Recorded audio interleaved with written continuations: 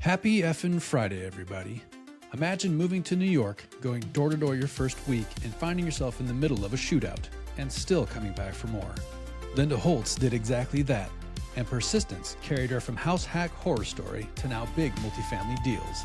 Let's go. Oh, dang it. Welcome to the show, everybody. Today I have Linda Holtz. She's been doing property management for a really long time. And then in the last couple of years, she's transitioned into multifamily. We met in the Owners Club, and I'm really excited for her to be here today. Thank you, Linda. Thank you. Why don't you go ahead and give us some of your background and how you ended up here? Yes, absolutely. Well, first of all, thank you so much. It's my pleasure to meet you today. I had the pleasure of meeting Kim before. But yeah, you guys are doing fantastic things out there, so it's my honor to be on the show. Yeah, my name is Linda. I'm originally from France. I've been in the US for a long time now. I always joke that I was never an adult in my country because I came right at that age where I was about to start real life. Um, but I never had a chance to do that back home. So yeah, I've been in property management for the last decade. That's what gave me the bug of real estate, and I'm excited to share that story today. See where it takes us. Awesome. So did you grow up in France? Yes, yep. I was 21 when I first came here. 21. What's it like growing up in France? You were from Paris, or were you from outside Paris? I grew up outside of the border with Switzerland, so I was actually closer to Geneva growing up than I was to Paris. Yeah. Beautiful. And That's a wonderful area of the world. yeah, oh, it's gorgeous. You know, all four seasons, which is something that we miss down here. I'm in Texas now with my husband. So we only have a couple of seasons here. We have hot and very hot, and then can't breathe. Like those are the Texas seasons. Hey man, we're in Florida, and we've got endless summer as well. I was walking around last night and was like, "Ooh, it might be under 80 now at 11 o'clock at night." I was poking fun at Kim. We were driving around somewhere, and I looked over, and she had the seat heaters on. Like that's how you know you've become a true Floridian. Is you've got seat heaters on when it's under 80 degrees. Yes, no, totally. I remember my first winter here getting cold and being like, it's like in the 50s, 60s. Like it's not cold. But yeah, I totally relate to that. But where I grew up, it definitely got colder. To answer your question about what it feels like, I mean, I'm gonna date myself, but I grew up in the 90s, so it felt late. It felt like everything that would come out in America would come to us a year or two later. Sweet. Nowadays, it's probably very different for my siblings because they're much younger than me. So in today's world, it's probably not the same. But yeah, for me, growing up, it felt very much like we would get everything a little bit later.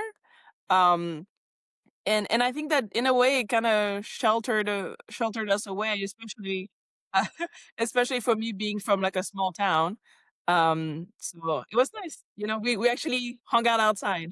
I don't know if you've got kids or not. I've got a few, and that is a daily lamentation. Is how do we get these kids outside and off their screens? Exactly. Exactly.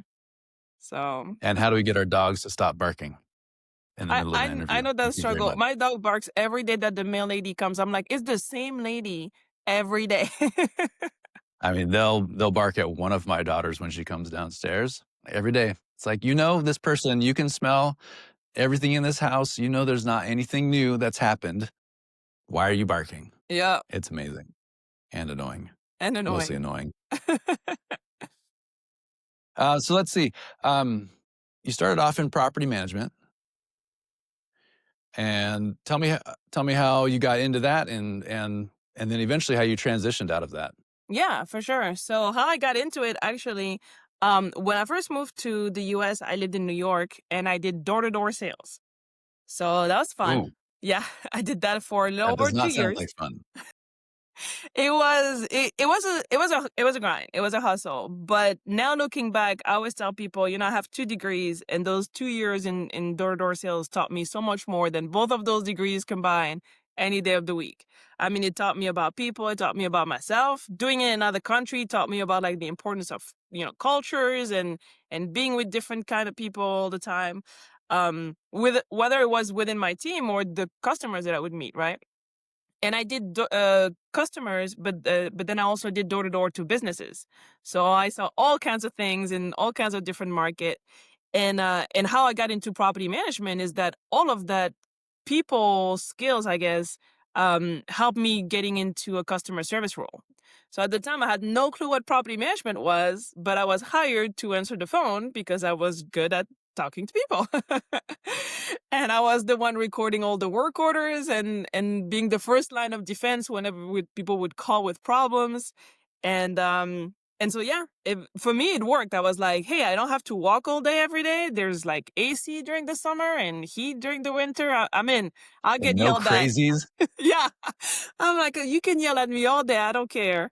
But at the time, it really, like, that was my first office job.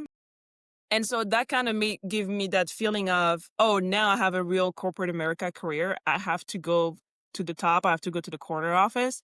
And so for me, I really wanted, like, okay, if I'm going to be here, then I have to become an assistant. And then eventually I became a property manager. And once I became a property manager, the dream kind of shifted a little bit, because at that point I realized if I can manage for others, I can manage for myself. And that's when I discovered investing. And ever since I discovered investing, now I don't care about the corner office. I just want the time freedom now. So that's the new goal. That's a great goal. Knocking on doors. I mean, that's a pretty difficult thing to do. And I imagine in New York, you have a lot of different folks all mixed up. Anything crazy happen with your door knocking? Depends how crazy you want to get. So my first week, hopefully there's no young minds to be badly influenced. But my first week, I was actually in the middle of a shootout. So to give you a little bit, I did not expect that one. And you said that was week one, and you persisted past week one. Like, I think that I would have been like, well, this ain't for me. Well, let me tell you, because it gets worse in terms of like how crazy I am. So this is how it worked for me. So I was doing my master's degree in Paris, and they sent us to New York for the summer. And at first, I was only supposed to be there for 6 weeks. But I really liked it. And the second year of my degree, I was supposed to do an internship. So I extended my trip by 2 weeks. And I said, if I can find a job, this is where I'll do my internship and I'll stay for an extra year. So I went to find a job. I discovered, like, at the time, people would use Monster. Do you remember Monster.com to look for jobs? Yeah. So that's how I found that one. So I got the job. I started. I got trained. And during that time, was in the middle of the shootout. But then I had to go back home, because then it was the end of the summer. I had to, like, go get my paperwork done. I had to, like, go back to my family, tell them, hey, I'm actually moving to the US for a year, which turned out to be 13 now, but we didn't know that at the time. And so, yeah, bottom line is that happened at a time where I still had a choice to, like, I was gonna have to go home. I could just have stayed home. And I was like, no, that sounds like what I want to do for a year. And I came back. Let's see how many more shootouts I can be involved in. So it's like, let's see. So actually, it's funny you said that, because it never happened again. I do want to mention that. It wasn't one time. Well, yeah, but still, I mean, that's like your first week impression of like, well, Yeah. I guess it's just what they do in New York City, just like the movies. Exactly. And I happened to be in the Bronx, so I was like, well, it fits what, Netflix showed me or whatever it was at the time. So, yeah. VHS, probably. Yeah, exactly. But yeah, no, I decided to come back, and other crazy things happen. I mean, several times I was escorted by the police out of buildings, things like that, but nothing as crazy as that. You got escorted out? Yes. Like the tenant called the cops? Yeah. Oh, man. So You're just yeah. there. You're just there being a big bully. I know. And the way it works is you go as a team, right? Like, you're not by yourself. You by yourself at the door if you're not training anybody, but you have a team in the same neighborhood. It's not completely crazy. And so there was a little part of me that was like, I know so many other people here who are like big, tall guys, and I'm just one small French girl, and I'm the one escorted out. But I guess that's how it works. How did you transition from property management into investing? Yeah, so at the time, the way it happened is I knew I wanted to own. Like both of my grandparents on both sides always owned their home, but my parents didn't. So for me, that had a big impression on me where I was like, one day I will own at least my house. Like that's like a non-negotiable. So when I turned, I don't remember, it was in my late 20s, I decided, okay, this is the time. Like now I was established in my job for a while. I didn't have any plans of like leaving. So I was like, this is, no time like the present. So I started thinking, do I buy here in Chicago where I was at the time, or do I buy back home? Because back home is home. I have people and all that. But at the same time, it was also like I've left so many years ago that I didn't know anything about the laws, the rules, and all that. Whereas in Chicago, I had been a property manager for a couple of years. So I had the network. I understood how it worked. I started looking at like watching podcasts and reading books. So I felt like I had a little bit better of a hang on it. It was just more so the fear of I'm by myself in this country. So if something happens, how do I deal with it? But nonetheless, what happened actually was my uncle came to visit and he lives in Paris. And when we looked at the market together, he was like, you're just going to be able to get a lot more bang for your buck in Chicago. So that was kind of like the one clarification I needed, and I decided to go for it. And then the second part was once I decided to buy and once I knew that I was going to do that in Chicago, I actually had one of my mentor who referred me to a lady. She was a client of mine at the time, but I didn't realize that she was a realtor and an investor herself, and also a woman from Europe. So I reached out to her and I told her, I want to buy something. Can you help me? And instead of helping me finding something for myself, she introduced me to the concept of house hacking. And she found me my first triplex. And that's how it started. That's great. That's a great way to get into it. Yeah. We're thinking about doing similar things for our daughter, our oldest daughter, who's a sophomore in college. Yeah. She doesn't want to live on campus. And so we're trying to figure out, hey, that could be an interesting route for her to go and start off well, right? Getting in a house hack, starting off with ownership. Exactly. And it teaches you a lot. I think that is very important when you first get started to like get a taste for it, where you're the landlord, you're the first handyman whenever small things happen. And if it's not something you can handle, then you are the one in charge of figuring out who is going to handle it. So I think it that one experience definitely prepared us for what was to come. Yeah, and where to go next? So that one triplex, the way it worked out, it was kind of by accident, but my husband, who was my boyfriend at the time, we were at that phase of our relationship where we wanted to move in together for the first time. And so it just worked out that we moved in together in that triplex in March 2020. Oh, nothing interesting happened then. So all of a sudden, it was our first time, living as a couple during quarantine. So we couldn't go anywhere. We couldn't find renters for 2 other units. So we had to deal with the financial repercussions of that. And we were also like the landlords. And so out of nowhere, it wasn't just, hey, you own the home. It was you're in charge of, like, for example, eventually we found renters and winter came and we had to be the ones to shovel. And we had to be the ones to shovel by certain times and things like that. So yeah, that was a great experience. Luckily, because we bought in the winter, so we moved in March, but we had bought in the winter and did some renovations to it. And by the following year, because of everything that was going on with the world, we decided to move. And instead of managing from afar, we sold. So it was like the best time to buy and the best time to sell. So that really helped us. That really helped us to see the silver lining, because we did end up making a nice profit on this house, but it was also very much like baptism by the fire. And then we got to Texas. No doubt. That was in Chicago? That was in Chicago, yeah. And did you guys have like moratoriums on evictions? Yes. Yeah. Like I vividly remember calling my attorney when one of the renters stopped paying, and my attorney saying, there's literally nothing you can do. Like, you just have to wait until they decide to pay. And I was like, this is crazy. Real estate is not for the faint of heart. Right. Yeah. Well, I mean, it's also kind of you guys were there and forced to be very close to each other, right? You said that he was your boyfriend at the time. Yeah.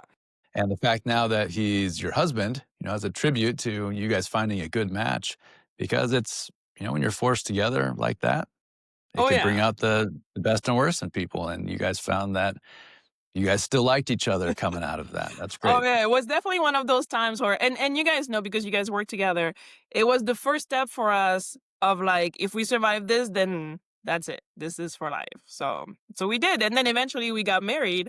And right after getting married, we were like, what else can we do to try this? So we built a business together. Yep. That's a great next step. Yeah.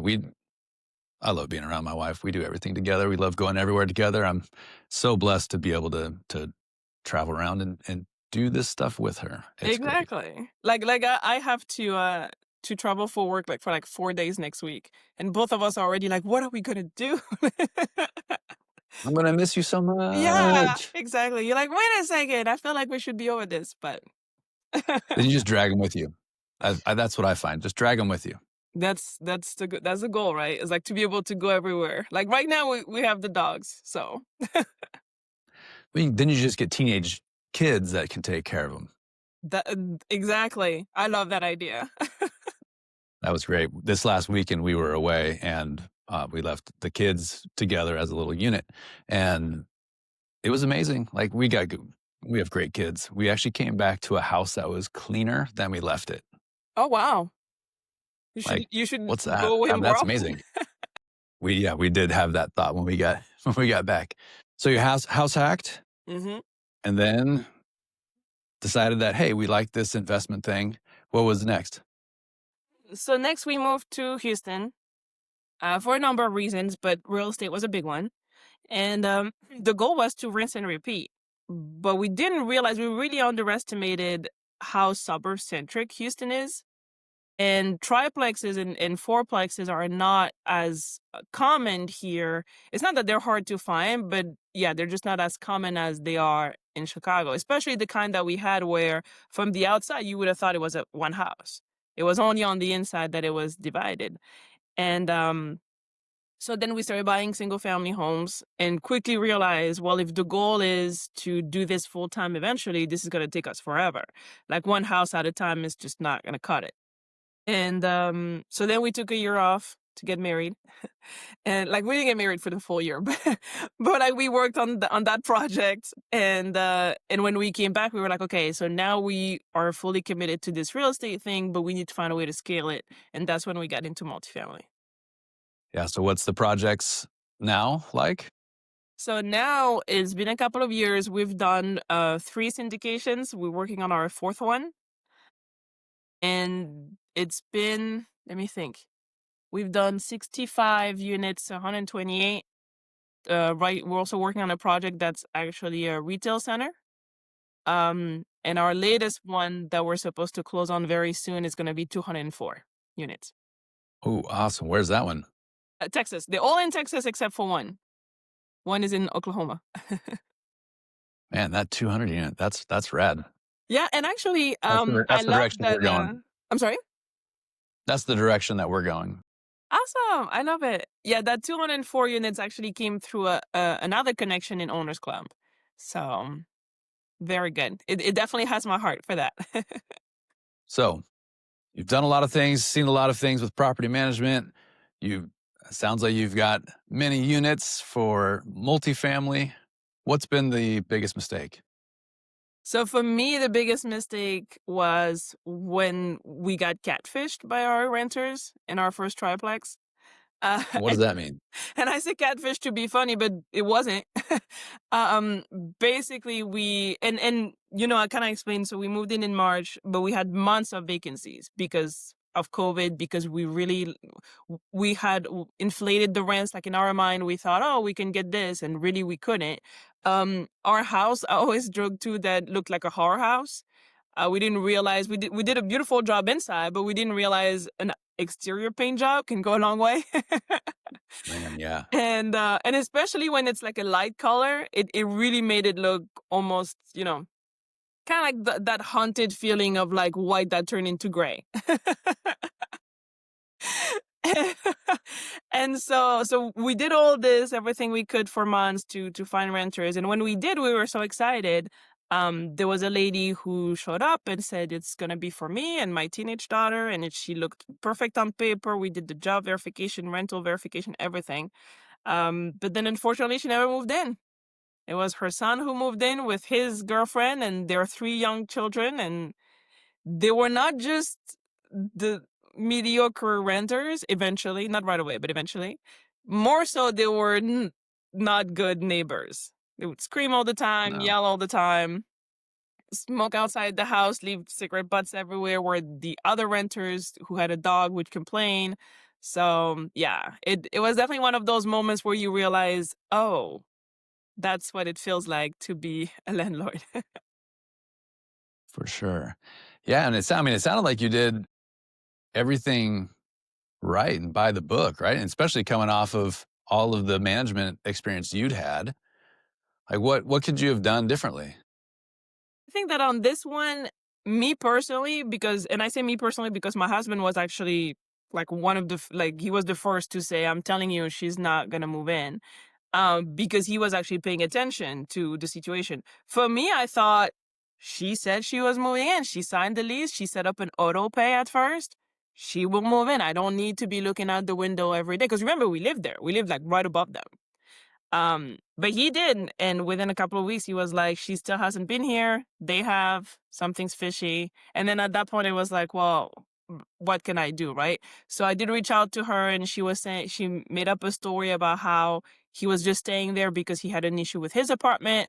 So she was letting them crash and finding another solution for herself temporarily, and then temporarily turned into she's never gonna move in. And I think that what I could have done differently was be a little less naive and catch it earlier, do something about it earlier. But we were so excited, at least for me, I was so excited to finally have found renters in such an unstable economy and situation and everything. So it's tough. Yeah, I mean, it doesn't sound like there's a whole lot besides listening to your gut and really not even listening to your gut, right? It was listening to your husband's gut. It's hard finding tenants and like you go through all of the screenings and we've had a few duplexes over the years and yeah, you do all the criminal background checks, you do all of the checks that you can. And Hmm. still someone got through and not really even in a way that's like based on them at all. They're just like, okay, I'm just going to sub out and have someone else stay here. Yeah, That well, we don't have a lease with that person. Like, what are they even doing here? They're squatting, but then you're in this era where there's literally nothing you could do to force them out exactly. And at because of first, COVID. the mom was paying too. So it was like, okay, it sucks, but at least we have renters, right? At least the rent is paid. We just have bad neighbors. It could happen anywhere. Right. But yeah, I think that when I say like being a little less naive and also being a little less accommodating at times, I think that is very important. Like we're all taught to have systems for a reason. And when it's time for those systems to be tested, that's when you have to like double down on having them and saying, no, this is my limit. You're going over it. Because for me, I was willing to let it ride, thinking at least we have somebody and at least they're paying. And that was the wrong thing to do at the time. Yeah, I mean, though, if you had a way of getting rid of them, I mean, it's going to sit vacant for a few more months, right? Exactly. And that's a difficult choice to make. What kind of system would have helped here? I think catching it early and having and of course this is not something that could have happened during COVID, which in hindsight we didn't realize that. But in general, I think catching it early, where it's like if you have a lease that says somebody's a guest after 7 days, 14 days, 21 days, whatever you want to have, then you have to have um, a method of finding out, okay, on day 8, 15, 22, is the person still here? Because if they are, catch it early, start filling out the paperwork early, whatever your lease says, like if it's sending a notice of rule violation or immediately filing for eviction, whichever one. Yeah, to me, that's the system that I should have done. Like even once I realized, hey, they don't seem to be going anywhere. I never really asked for a background check or anything on the people who actually lived under us because, again, I was thinking at least they're paying. And the problem with that is we really didn't know much about them. Like we really Right. didn't like, in terms of like background check, for example, like I remember one time being on the phone with the gentleman. That was when we were already about to move out and selling, and that's what I was calling him about. And him telling me like, "Oh yeah, I got assaulted, but it's okay because I had my gun on me." And I'm like, "Have you had a gun in the place this whole time?" And it's all of those things where you're like, turning a blind eye doesn't work. And for me, maybe I couldn't have done anything different because of COVID, which was such a once in a lifetime thing, hopefully. Um, but any other situation, don't turn the blind eye. Have the systems to catch things early and act on it. Like if your rule says A, don't do B. So what's next for you guys? You guys obviously you have a few more things in the pipeline for large multifamily. That's great. Is that the foreseeable future? You're going to keep focusing and going down that path? Yeah, I think so. So right now that 204 units is closing soon, so it's still very much our focus until it does. After that, we have, we're always sending offers. So whichever one will come up first, we have like you mentioned, two right now in the pipeline that I can think of that we're seeing where it's going to take us. I'm not opposed to also going back to things a little smaller, like maybe 10, 20, 30 units that can be bought more so like as a JV partnership rather than syndications. Because syndication is, a lot of work, of course. You have to make sure that you think of your investors first, which is fine for us. Our core values are family, loyalty, and transparency because we always want to think of our investors first. But it's also sometimes a little less paperwork to be able to say, hey, you, me, and person X are just going to buy this 10 units together, or 20, or 30, or 40. And because it's just us, we don't really need investors. We can kind of be okay with maybe lower returns or whichever one it is, as long as the renters are taken care of and the property is taken care of. So we'll see if we end up doing that. One thing that I really want to focus on in 2026 is buying our first business. So we'll see where that takes us to. Any particular industry you're interested in? Yes, several. I really want laundromat, car wash. I really want a nail salon, like the type of nail salon that's like does everything kind of spa like. Um, Mm. I really would like a parking lot. I think that parking lots are underrated when they're in the right area. Like in terms of repairs and maintenance that you need to do to them, there's really not much, right? Like you redo the asphalt every 3 to 5 years and that's it. Again, depending on where you are. So yeah, those are the things that I kind of thinking about. And then long term, my vision is to get into senior care. So maybe also start thinking about doing a little bit more targeted co-living situations, or again like smaller properties, smaller multifamilies that are targeting like a little bit of an older population. Excellent. Well, if people wanted to follow along on your journey, where should they go? Yeah, so I'm the most active on LinkedIn. I'm there all day, every day. Yeah, Linda Holtz, you can find me. And then our company is married to real estate since we decided to go on this crazy adventure right after getting married. So M2RE for short is where you can find us on Instagram and Facebook. M2RE. That's right. All right. And then marriedtorealestate.com as well. That's right. Married to realestate.com. Two as the number. 2 as the number. Well, Linda, thank you so much for joining me today. I really appreciate you coming on. Thank you. Thank you again for having me. All right. We'll see you at the next Owners Club event. I know. I cannot wait. Miami, here we come.